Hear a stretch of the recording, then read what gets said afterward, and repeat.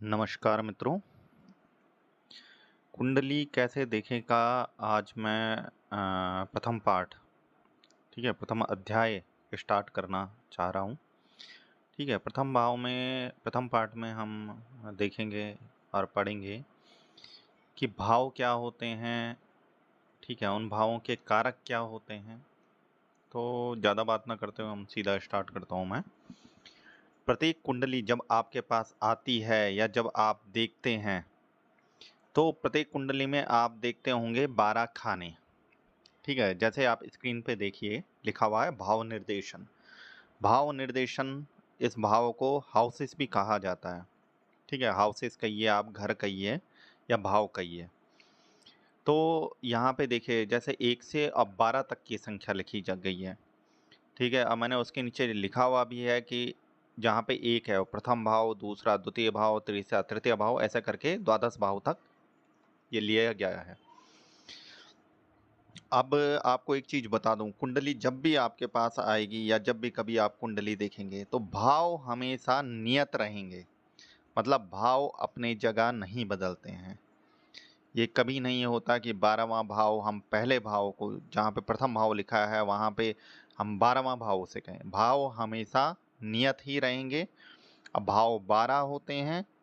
अब प्रत्येक भाव अलग अलग, प्रत्येक भाव का कारक अलग अलग होता है, प्रत्येक भाव अलग अलग चीजें बताता है।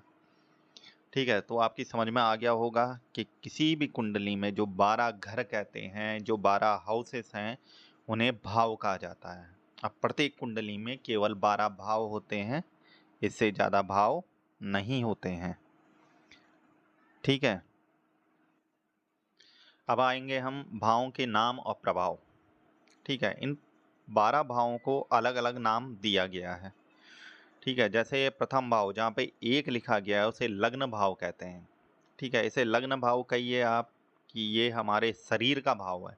मतलब हम स्वयं किस प्रवृत्ति के होंगे, स्वयं किस प्रकृति के होंगे, इसलिए इसे लग्न भाव कहते हैं।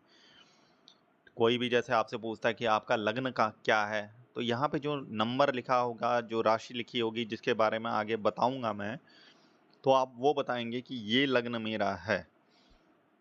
जो द्वितीय भाव जहाँ पे 2 नंबर लिखा है उसे धन भाव या आय भाव या कुटुंब भाव के नाम से जाना जाता है। जहाँ पे तीसरा नंबर है वो पराक्रम भाव होता है।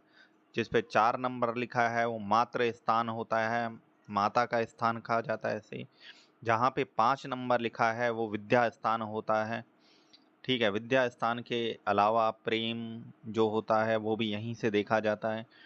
छठवां स्थान जो कहते हैं वो रोग ऋण रिपु के नाम से जाना जाता है। सातवां स्थान हमारा वैवाहिक जीवन के बारे में बताता है, इसलिए इसे विवाह स्थान कहा जाता है।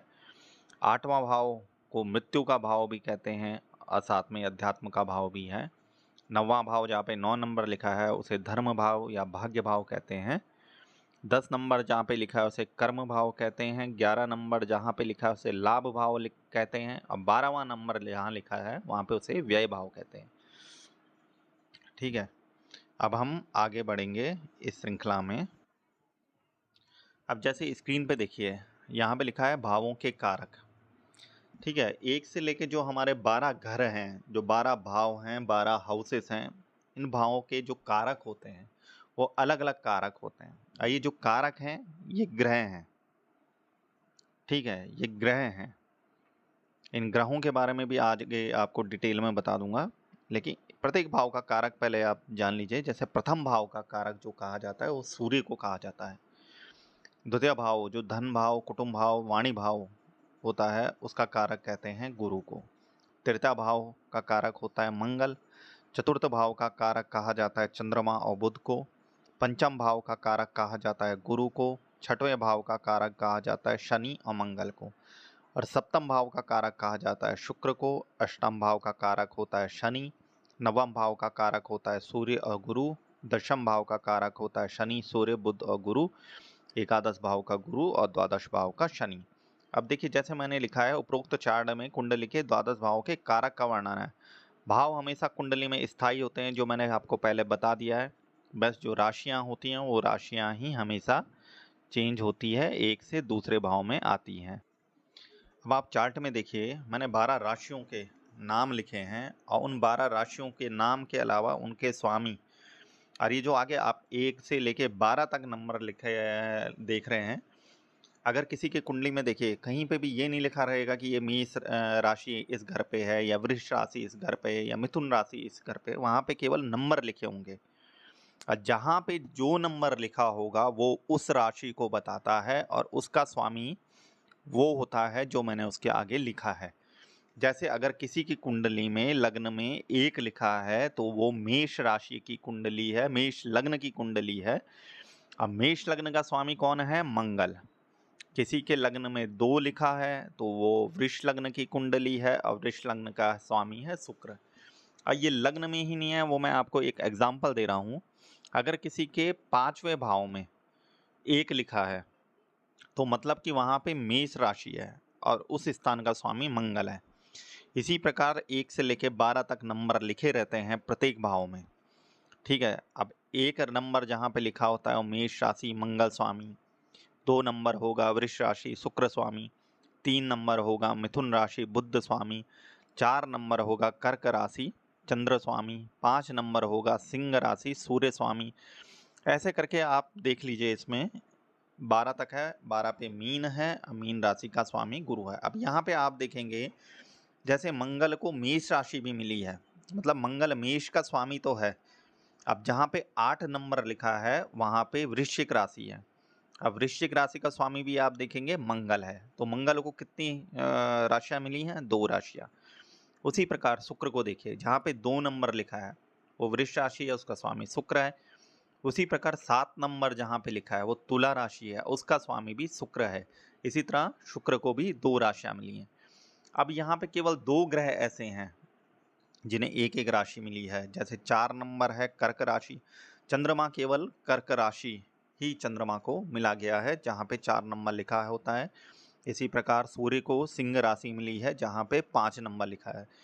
बाकी बुध को जैसे तीसरा नंबर और 6 नंबर, ठीक है। मिथुन और कन्या राशि मिली है। गुरु को 9 और 12 धनु और मीन राशि मिली है। शनि को 10 और 11 नंबर, ठीक है। मकर और कुंभ राशि मिली है। इसी प्रकार ये जो 12 भाव होते हैं वहाँ पे 12 राशियाँ होती हैं। अब यहाँ पे मैं एक चीज़ और बताऊँगा। हम ग्रहों में राहु केतु भी बोलते हैं, लेकिन राहु केतु कोई स्पेसिफिक ग्रह नहीं माना जाता। राहु केतु को कहा जाता है छाया ग्रह, ठीक है, छाया ग्रह। अब मैंने जैसे चार्ट में देखिए ग्रहों की उच्च राशि लिखा है, ठीक है। जैसे जो ग्रह मैंने पीछे बताए हैं, जैसे 1 नंबर मेष राशि है, मेष राशि का जो स्वामी है वो मंगल है। मंगल क्या है? ग्रह है, ठीक है। मेष क्या है? राशि है। 1 नंबर क्या है? 1 नंबर से हम पता करते हैं कि ये मेष राशि का नंबर है। अब जैसे ही ग्रहों की उच्च राशि, यहाँ पे ये समझिएगा, जैसे 11 पे मैंने कुंभ लिखा है, 12 पे मीन लिखा है, 1 पे मेष रखा है, 2 पे वृष लिखा है, 3 पे मिथुन लिखा है। ये केवल ये बताने के लिए कि 11 नंबर है उसे कुंभ राशि कहते हैं, 12 नंबर उसे मीन राशि कहते हैं, 1 नंबर है मेष राशि, 2 नंबर है वृष राशि। अब उच्च राशि कहाँ पे हुई?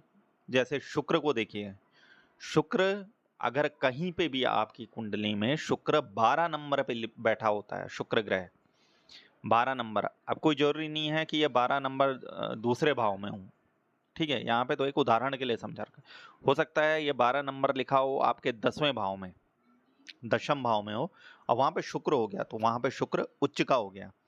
अब ग्रहों की उच्च अवस्था का मतलब होता है ग्रह वहाँ पे बहुत अच्छा रिजल्ट देते हैं, ठीक है। मतलब ग्रह उस राशि को सपोर्ट करते हैं और वो राशि जिस भाव में बैठेगी उस भाव की उन्नति करते हैं ये ग्रह, उच्च के ग्रह। अब जैसे देखिए मेष राशि जहाँ पे 1 नंबर लिखा है, मेष राशि में सूर्य जब भी बैठेगा, जिस भी घर में बैठेगा वो वहाँ उच्च का हो जाएगा। ऐसे वृष राशि में जब भी चंद्रमा बैठेगा, वो किसी भी घर में बैठेगा वो उच्च का होगा। अब ये राहु यहाँ पे मिथुन राशि पे राहु को उच्च का माना गया है। कई विद्वानों में, हमारे ज्योतिषी की कई बुक में वृष राशि में भी राहु को उच्च का मानते हैं, और कुछ लोग मिथुन में राहु को उच्च का मानते हैं। अब बृहस्पति जो होता है वो कर्क राशि, जो चंद्रमा की राशि होती है, वहां पे उच्च का होता है। बुध कन्या राशि में उच्च का होता है। कन्या राशि उसकी अपनी राशि है बुध की, 6 नंबर लिखा होगा जहाँ पे भी। 7 है, शुक्र की राशि है तुला राशि, यहाँ पे शनि उच्च का होता है। 9 नंबर लिखा है जहाँ पे वो धनु राशि है, गुरु की राशि है, केतु वहाँ पे उच्च का होता है, क्योंकि बृहस्पति भी अध्यात्म है, केतु भी अध्यात्म है। राहु के पास हमेशा देखिएगा, राहु के पास सर है, केतु के पास सर नहीं हृदय है। जिनका केतु उच्च का होगा या अच्छा प्रभाव दे रहा होगा वो दिल से चीजें सोचते हैं। जिनका राहु उच्च का होगा, अच्छा प्रभाव देगा, वो दिमाग से चीजों को सोचते हैं।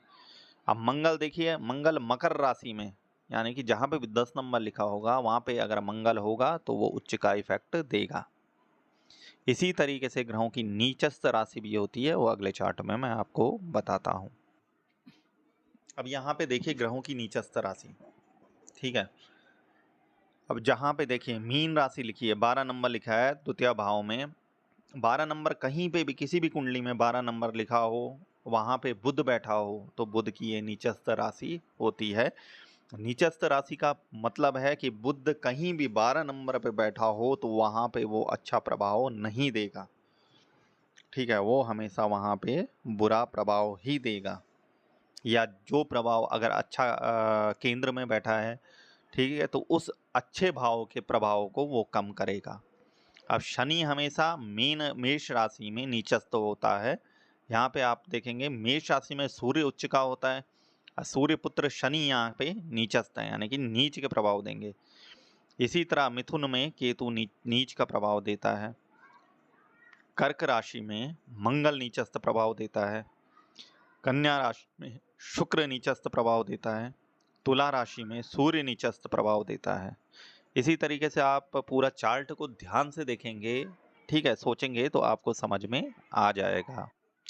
इसी तरह मैं आपको ये कुंडली कैसे देखा का पार्ट 1 है, इसमें ये मैं आपको जनरल नॉलेज दिया था, ठीक है, सामान्य ज्ञान जो है। अब कल के जो चैप्टर होगा या कल जो मैं बताऊंगा आपको, उसमें हम 6, 8, 12 जो कुंडली के बुरे भाव हैं, ठीक है, काम त्रिकोण हैं, इनके बारे में कुछ ज्ञान प्राप्त करेंगे, क्योंकि हम 1 to 1 आगे बढ़ेंगे तभी हमें चीज़ें समझ में आनी स्टार्ट होगी। पहले आप ये चीज़ें ध्यान से दीजिएगा, क्योंकि कई लोगों को तो ज्योतिष का इससे ज़्यादा ज्ञान होगा, लेकिन ये उन लोगों के लिए है जो ज्योतिष पहले से स्टार्टिंग से सीखना चाहते हैं। अगर यहाँ पे कुछ छूट गया है, किसी को कोई कन्फ्यूज़न है, तो वो कमेंट में ज़रूर बता सकते हैं, जिससे कि आगे मैं उस चीज़ को पूरा कर सकूँ, ठीक है। धन्यवाद आप सभी का।